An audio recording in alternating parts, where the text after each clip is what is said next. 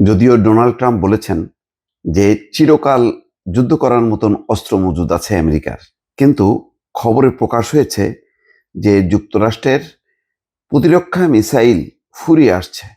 যুদ্ধ চালাতে পারবে কতদিন? এই খবর প্রকাশিত হয়েছে ইরানে যুক্তরাষ্ট্র এবং ইসরায়েলের যৌথ হামলার পর থেকে।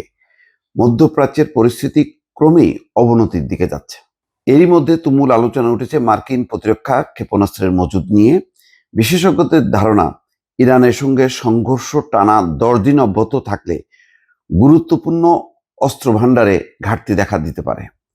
আল জাজিরার এক প্রতিবেদনে বলা হয়, ইরানে 10 দিনের বেশি সময় ধরে চলা হামলা চললে যুক্তরাষ্ট্রের গুরুত্বপূর্ণ ক্ষেপণাস্ত্রের মজুদের সংকট তৈরি হতে পারে।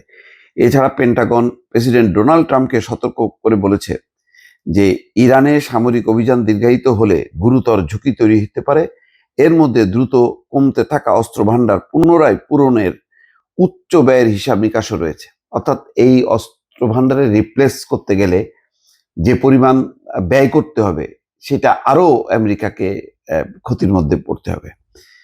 তবে মঙ্গলবার দাবি করেন, ইরানে অভিযান চালিয়ে যাওয়ার জন্য যুক্তরাষ্ট্রের অস্ত্র ভাণ্ডারে যথেষ্ট মজুদ রয়েছে। ট্রুথ সোশ্যালে দেওয়া পোস্টে তিনি বলেন, যুক্তরাষ্ট্রের অস্ত্রের মজুদ মাঝারি এবং উচ্চতর মাঝারি গ্রেডে কখনো এত বেশি উন্নত ছিল না। তার ভাষায়, আমাদের কাছে এই অস্ত্রের কার্যত সীমাহীন সরবরাহ রয়েছে। কেবল এই সরবরাহ ব্যবহার করেই যুদ্ধ চিরকাল সফলভাবে চালিয়ে যাওয়া সম্ভব হবে।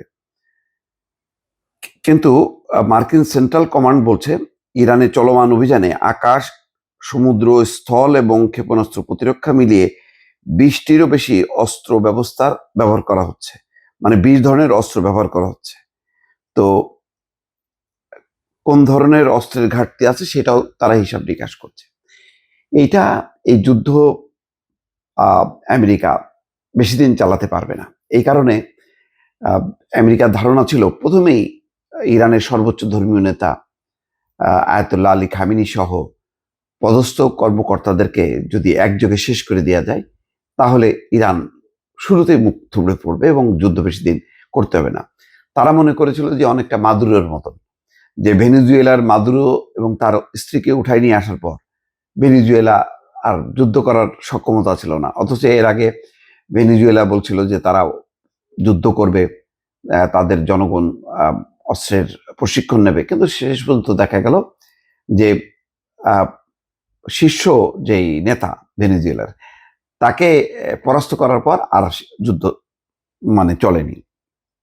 ইরানের ক্ষেত্রে হয়তো সেই নীতিটা প্রয়োগ করতে চেয়েছিল, কিন্তু এটা যে এইভাবে বুমেরাং হবে এটা বুঝতে পারেনি।